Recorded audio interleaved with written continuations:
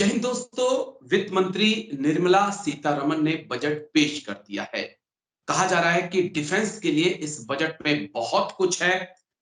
GDP का 3.4% हिस्सा जो है अब सेंट्रल गवर्नमेंट डिफेंस के ऊपर खर्च करेगी। रक्षा खर्च में 11.1% की बढ़ोतरी की बात की गई है।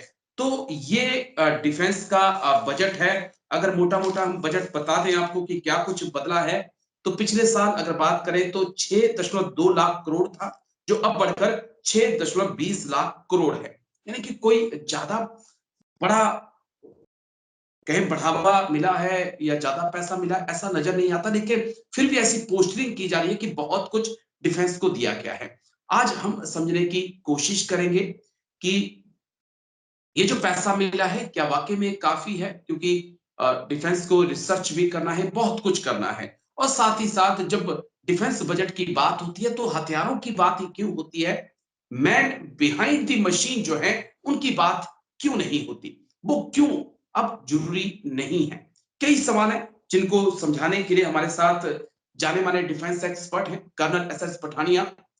जय हिंद सर, बहुत बहुत शुक्रिया समय देने के लिए। Jayendra, Jayji, thank you. It's always great to interact with you on these good issues. Thank you. Sir, दो तीन इशू हैं जिन पे मुझे बात करनी है, बारी बारी बात करूंगा। मैन बिहाइंड दी मशीन कितना मैटर करता है, इस पे बात करूंगा। साथ में जो ये बजट मिला है उससे वाकई में क्या हम रिसर्च डेवलपमेंट पे काम कर पाएंगे, वो भी समझूंगा। लेकिन पहला रिएक्शन आपका कि ये जो बजट दिया गया जिसमें कहा जा रहा है कि देखिए हमने डिफेंस को कितना कुछ दे दिया, अब तो टू फ्रंट वॉर पे बल्ले बल्ले हो जाए। एज ए एक्सपर्ट आप क्या सोचते हैं सर? देखिए राजीव जी, बैलेंसिंग एक्ट बजट के अंदर करना ये बहुत डिफिकल्ट काम है। और अभी आपने देखा ही होगा कि जो इसके अंदर 11% की जो बढ़ोतरी हुई है, आप नॉर्मल इन्फ्लेशन मान के चलिए कि अगर मेरी कमाई पिछले साल 100 रुपया थी तो 10% का इन्फ्लेशन आता है तो मेरी कमाई जो है 110 रुपये हो जाएगी जी। उसको हम अगर बढ़ोतरी मान के चले तो ये इंडिविजुअल का अपना परसेप्शन है। टू माय माइंड ये बढ़ोतरी नहीं है, it's inflation has been catered for. Okay. दूसरी चीज ये है कि अगर हम बात कर रहे हैं कि इस समय हमारी जो परिस्थिति है, जी अगर नॉर्मल परिस्थिति होती, हमारा चाइना और पाकिस्तान का कंबाइंड थ्रेट नहीं होता, तो मैं शायद इसको मान लेता कि ये अच्छा बजट है जी। डिफेंस के लिहाज से। ठीक है बाकी सर। मैं बजट के ऊपर टिप्पणी नहीं करूंगा, उसके अंदर एक्सपर्ट लोग बैठे हुए हैं। This is a fairly good budget, interim budget था।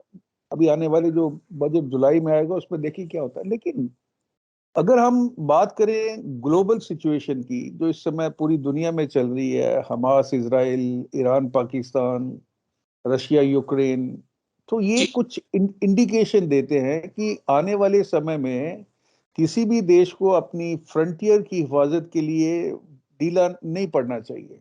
और हमारे जी। ऊपर तो बहुत ज्यादा एक थ्रेट एग्जिस्ट कर रहा है अभी इस स्थिति में। और जब आप दूसरी बात आप कर रहे हैं कि रिसर्च एंड डेवलपमेंट के अंदर, उसके अंदर जो हमारा एलोकेशन है वो तकरीबन दर्शकों को एक 0.6% या 0.5% है। और अगर आप इसराइल देखें तो उसका बस जो 30 सेकंड दे दीजिए, मैं एक कुछ आंकड़े दर्शकों को भी बता दूं, उसके बाद अपनी बात आप जरूर रखिएगा। ग्लोबल इनोवेशन इंडेक्स 2022 की रिपोर्ट है सर, जो कहती है कि भारत जीडीपी का 0.4% हिस्सा ही रिसर्च एंड डेवलपमेंट पे खर्च करता है। और दुनिया का 53वां देश ऐसा भारत है, मतलब 53 नंबर पे भारत आता है। और चीन जो है रिसर्च में 2.54% जो है अपनी जीडीपी का खर्च करता है, यानी कि बहुत ज्यादा। बस अब अपनी बात रखिएगा कि कहां पर हम रुके हुए हैं और कहां ठहरे हुए हैं। देखिए रजनीश जी, वही जो बात आ रही है कि हमने, हमारे पास एक लिमिटेड मनी है, हमने उसको प्रायोरिटाइज करना है। हमारे यहाँ जो बात देखने में आती है, और ये मैंने कहीं पढ़ा भी है, देखा भी है कि कुछ लोग तो ये कहते हैं कि हमारा जो बजट है जो राजीव गांधी के टाइम था उससे काफी डिक्लाइन कर गया है। ओके। अभी दूसरी अगर हम बात करें, चाइना की जो जीडीपी है वो तकरीबन 17 या 18 ट्रिलियन डॉलर है। हम लोग 3.7 ट्रिलियन डॉलर के पास ही पहुंचे हैं। और इससे बड़ी बात यह है कि चाइना अपना डिफेंस बजट कभी भी डिस्क्लोज नहीं करता है, वो हमेशा उससे ज्यादा खर्च करते हैं, क्योंकि उनके अंदर एक भावना है कि उन्होंने अमेरिका को पीछे छोड़ के economically as well as militarily they want to be number one country in the world. Okay. हमारे पास जो इस समय जो सिचुएशन है, वो सबसे बड़ी जो रिक्वायरमेंट है वो है कि हमें अपनी देश की सिक्योरिटी और सॉवरिटी और फ्रंटियर्स की हिफाजत करनी है। उसके जी। बाद हमारी ग्लोबल एस्पिरेशंस आएंगी। लिमिटेशंस है, पैसे की लिमिटेशंस भी है। तो ये एक बिल्कुल सर। बहुत ही डिफिकल्ट डिसीजन है कि हम कितना एलोकेट करें जीडीपी का डिफेंस और डिफेंस डेवलपमेंट एंड रिसर्च के लिए।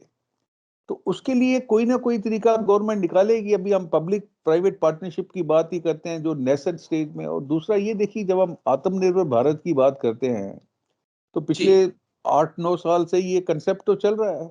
उसके बावजूद इस समय दुनिया में अगर कोई नंबर वन डिफेंस इक्विपमेंट और आर्मामेंट का जो इंपोर्ट करता है वो इंडिया है। बिल्कुल बिल्कुल सर। तो अगर हम आत्मनिर्भर भारत में ये भी मान के चलें कि भारत इस समय 25 कंट्रीज को, टॉप 25 कंट्रीज में आता है दुनिया में जहां तक डिफेंस इक्विपमेंट की एक्सपोर्ट का सवाल है, लेकिन दैट मनी इज मिनिस्क्यूल। उसका बिल्कुल। इम्पैक्ट कब पड़ेगा, क्यों पड़ेगा और इतनी देर से क्यों नहीं पड़ा है, तो that mean research and development उसके लिए मेन मुद्दा है। आप ट्रांसफर ऑफ टेक्नोलॉजी के साथ या बाकी चीजें जैसे तेजस की बात करते हैं, अमेरिकन इंजन है, कल को अमेरिका वाले उसको आपको देने से मना कर देते तो कौन खरीदेगा? तो जब जी। तक हम उस स्टेज में नहीं पहुंचेंगे जहां पे एक बायर जो है वो पूरी तरह एश्योर्ड है, because he will ask also ask for the transfer of technology. तो हमारे पास जब टेक्नोलॉजी है ही नहीं तो हम उसको क्या देंगे? तो ये एक सोच का विषय है, गवर्नमेंट को इसका संज्ञान लेना चाहिए। और ये इसके ऊपर मैं तो ये बोलता हूँ कि अगर डिफेंस बाकी जो बजट है उसको काट के अगर आप रिसर्च एंड डेवलपमेंट के ऊपर ज्यादा पैसा खर्च करते हैं, पब्लिक प्राइवेट पार्टनरशिप को एनकरेज करते हैं, उसके लिए पॉलिसीज बनाते हैं, एक सिंगल विंडो क्लियरेंस रखते हैं और उसको फास्ट ट्रैक करते हैं, तो उसके डिविडेंड हमें मिलेंगे। ठीक है सर। एक चीज, वो आखिरी चीज है जो मेरी सबसे पहले मैंने बात कही कि मेरे मैन बिहाइंड दी जो मशीन है उस पे बात करना जरूरी है। अब मशीनों पे बात करते हैं। जब भी बजट आता है तब ये कहा जाता है कि देखिए इतना पैसा दे दिया है, इससे ये हथियार खरीद लेंगे, ये हथियार खरीद लेंगे, अमेरिका से ले लेंगे, फ्रांस से ले लेंगे, जर्मनी से ले लेंगे। लेकिन जो भारत में सैनिक हैं, जो उनकी क्वालिटी ऑफ लाइफ है, उस पे बात नहीं होती है। मुझे लगता है एक अहम मुद्दा जिस पे बात होनी चाहिए। फॉर एग्जाम्पल अगर हम सेना को ले लें सर, 11,266 यंग ऑफिसर्स की जरूरत है। ये हालत है। अग्निवीर की भी अगर बात करें तो बहुत सारे लोग बीच में ट्रेनिंग छोड़ गए, बहुत सारे लोग जो है वो अब जाना नहीं चाहते हैं। क्या इस पे भी बात नहीं होनी चाहिए सर? नहीं नहीं, ये बड़ा अहम सवाल उठाया आपने। ये बड़ा जरूरी है कि हम उन सब चीजों का संज्ञान लें और उसके बाद रिमेडियल मेजर्स लें, करेक्टिव मेजर्स लें। अगर आप दुनिया के युद्ध का इतिहास देखेंगे, वर्ल्ड वॉर 1 2, उसके बाद अभी बाकी जो होता रहा है, अभी अभी जो चल भी रहा है, जैसे मैंने पहले जिक्र किया था, मशीन जो है वो एक फोर्स मल्टीप्लायर है। डिसीजन जो लड़ाई का होगा वो आपकी मैन पावर से होगा कि कितने अच्छे वो ट्रेंड हैं, आपकी लीडरशिप कितनी है, and how long you can sustain the war. Russia Ukraine के अंदर आपने देख लिया है। जी। चाइना ने, चाइना की हम बात करते थे कि उन्होंने भी अग्निवीर पॉलिसी शुरू की है, बट वो वर्चुअली एक कहने की चीज है। They are very very thorough and professional that they really are not encouraging it. Russia के अंदर अग्निवीर के अंदर आपने देखा होगा उनको अपने रिजर्विस्ट बुलाने पड़ रहे हैं। बिल्कुल सर। तो ये सारी चीजें इंडिकेट करती हैं कि ए robot cannot be behind the machine. आपको बिल्कुल सर। सोल्जर चाहिए जो ट्रेंड हो, जो डेडिकेटेड हो, जो पेट्रियाटिक हो और जो देश के लिए अपने प्राणों को निछावर कर सके। रोबोट के अंदर जितने भी आर्टिफिशियल इंटेलिजेंस बढ़ती है ये चीजें नहीं आ सकती हैं। जी जी। और खासकर अभी अगर हम अपनी परिस्थिति देखें, जिसके अंदर दो चीजें बहुत महत्व रखते हैं। एक तो हाई एल्टीट्यूड है, जो गलवान वैली में आप देख रहे हैं, अरुणाचल में देखिए आप। उसके बाद हमारा जो काउंटर इंसर्जेंसी वाला जो एंगल है, जिसके अंदर हमारे काफी एफर्ट करने पड़े हैं। सो 2.5 फ्रंट वॉर, 2.5 फ्रंट वॉर के लिए यू नीड ग्रेट लीडरशिप। और लीडरशिप कहाँ से आती है? वो यूथ से आती है। ओके। अगर इस समय हमारी आर्मी के अंदर कमी है यंग अफसर्स की, टू द ट्यून ऑफ जी 11,000, so that's a matter of concern. और ये लोग आ क्यों नहीं रहे हैं? ये सोच का विषय है कि या हमारे जो सर्विस सिलेक्शन बोर्ड के जो स्टैंडर्ड्स हैं वो इतने स्ट्रिंजेंट हैं। बेसिकली क्या हुआ है कि over a period of time जी। आजकल के यूथ के पास बहुत ऑप्शन खुल गए हैं। हमारे टाइम बिल्कुल। में बड़े लिमिटेड ऑप्शन थे। आईएएस आईपीएस जो नहीं करते थे कि इतनी मेहनत कर सकते हैं, वो फौज में आ जाते थे, आर्म फोर्सेस में चले जाते। और ये कभी जो है deficiency of manpower, it is existing in navy, air force as well as army, सब जगह हो बिल्कुल। रही है।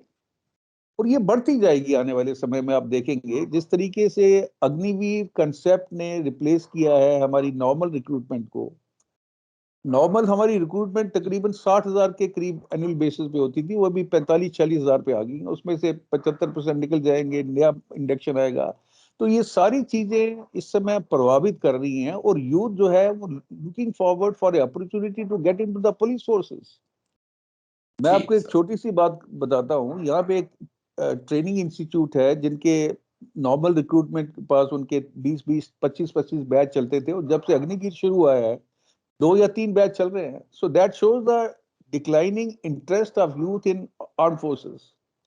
वो प्रेफर कर रहे हैं कि हम पुलिस फोर्सेस में जाएं। और पुलिस फोर्सेस जो है इस समय आर्मी से ऊपर है, आपको पता ही है। उनको जी जी। एनएफएफ भी मिल चुका है, और फैसिलिटीज भी मिल रही है, उनके पे एंड पर्क्स भी बराबर हो गए हैं। और वहां पे जो यूथ है वो 60 साल तक रहेगा वहां पे। उसकी जो अनसर्टेनिटी है वो खत्म होगी। यहाँ जी एक लड़का आता है अग्निवीर, उसको ये पता नहीं है कि 4 साल के बाद मैं निकलूंगा या रहूंगा, क्योंकि 75% तो बाहर आ जाएंगे। उसके बिल्कुल बाद सर। कहाँ पे उसको जॉब मिलेगा? उसकी शादी का प्रॉब्लम भी चल रही है। लोग तो आजकल ये भी नहीं मान रहे हैं कि ये सोल्जर है। तो देर इज ए ट्रिमेंडस एक- अमाउंट ऑफ अनसर्टेनिटी। और एक ट्रेन सोल्जर को बनने में कम से कम 6-7 साल का वक्त लगता है। तो अगर हम जो मैं पूरी जो तरह चीज ट्रेन सोल्जर आपकी नहीं है। बताता हूँ सर, जो कि जो सेना के अंदर सरकार को और ध्यान देने की जरूरत है, लाइफ का जो स्टैंडर्ड है उसे और ऊंचा उठाना होगा। चाहे सैलरीज की बात करें, आज अग्निवीर की ही बात आप कर रहे थे, 23-24 हजार सरकार देने की बात कर रही है। तो इतना तो कुछ तो आपको अलग देना होगा सेना के अंदर, ताकि युवा उस क्षेत्र में, उस फील्ड में जाने के लिए इंटरेस्टेड हो सर। देखिए, जहाँ तक सैलरीज की बात है, I I don't think they are very uneducated at the moment. Okay. और जो इनको वो फैसिलिटी भी मिल रही है। लेकिन ये जो अग्निवीर कंसेप्ट है, समहाउ आई फील इसके अंदर एक मिड कोर्स करेक्शन देने की जरूरत है। अगर गवर्नमेंट ये 25 की जगह अगर 100 में से 75 सोल्जर्स को परमानेंट कर देती है, या 50, बिकॉज ये सारी जो एफर्ट्स है that is to save the money on the pension. और ये यहीं ओके। पे नहीं हो रहा है, बाकी जगह भी हो रहा है। But saving the money at the cost of national security is certainly जी। not desirable. And I'm very sure something will come about it, and you'll find कि अग्निवीर concept जो है that will undergo a change in coming time. और youth को attract करने के लिए, when I talk about अफसर कार्ड, उसके अंदर बहुत ज्यादा विसंगतियां हैं। हमारे टाइम में जब हम जी। कमीशन होते थे, प्रेसिडेंट कमीशन होता था, क्लास 1 गजेटेड अफसर का स्टेटस था। वो आस्ते आस्ते जी। स्टेटस कहीं डाइल्यूट हो गया है। लोगों की जो ओके। प्रायोरिटी है, कोई भी ऐसी, अभी सारी दुनिया देख रही है जो कुर्बानियां हमारे सोल्जर्स दे रहे हैं सरहद पे या काउंटर इंसर्जेंसी ऑपरेशन में। और जो जी। हाई एल्टीट्यूड एरियाज ले लीजिए, उसके अंदर बहुत टफ लाइफ है। तो आज बिल्कुल का सर। यूथ वो देखता है सब कुछ, वो समझता है सब कुछ, वो 10 साल के ऊपर प्लान करता है अपनी लाइफ को। तो ये गवर्नमेंट को जरूरी है कि एक तो आर्मी का जो स्टेटस और स्टेचर है उसको आगे बढ़ाएं। उनको ऐसे इंसेंटिव दिए जाएं ताकि यूथ अट्रैक्ट हो। और हमारे देश की जो सेना है, आर्म फोर्सेस हैं, वो दुनिया में सबसे नंबर 1 की पोजीशन पे आ जाए। We are still wonderful army. But we have to maintain it. लेकिन अगर हम डाइल्यूशन मोड में आ जाते हैं तो कहीं ना कहीं तो उसका जो इफेक्ट है वो पड़ेगा हमारी नेशनल सिक्योरिटी के ऊपर। ये बड़ा अहम पॉइंट सर कवर किया आपने, लेकिन शुक्रिया आपका, बहुत बहुत शुक्रिया colonel S S thank Pathania, you तमाम राजेश, पहलुओं। God bless, have a thank good you day. Sir, thank you, Jai Hind sir.